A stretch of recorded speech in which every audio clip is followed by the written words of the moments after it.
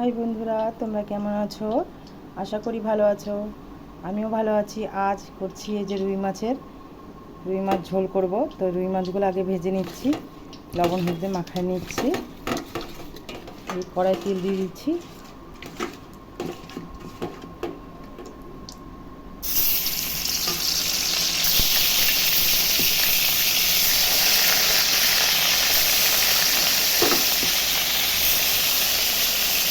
দেখো বন্ধুরা, মাছগুলো ভাজা হয়ে গেছে, এখন উঠিয়ে নিচ্ছি। আমার এই মাছগুলো ভাজা হয়ে গেল বন্ধুরা, উঠিয়ে নিচ্ছি। দেখো আমার সব মাছ ভাজা হয়ে গেছে, এরপরে ঝোলটা করতে যাচ্ছি। এই যে মাছের ঝোল করার জন্য ডাঁটা আলু কেটে নিয়েছি। এখন কড়াইয়ে তেল দিয়ে দিচ্ছি। তেলটা গরম হয়েছে, শুকনো লঙ্কা সম্বারা দেবো,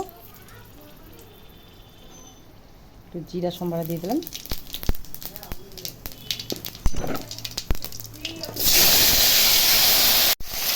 লবণ দিলাম,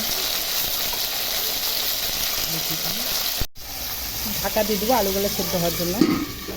জিরা আদা লঙ্কা বেটে নিচ্ছি।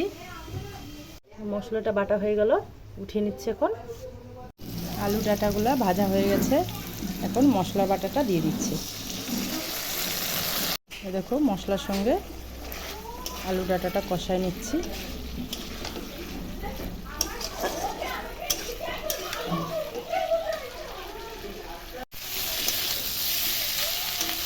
মশলাটা কষে গেছে, এখন ঝোল দিয়ে দেবো।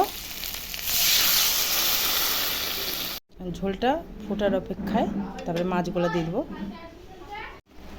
ঝোলটা ফুটে গেছে, এখন মাছগুলো দিয়ে দিচ্ছি।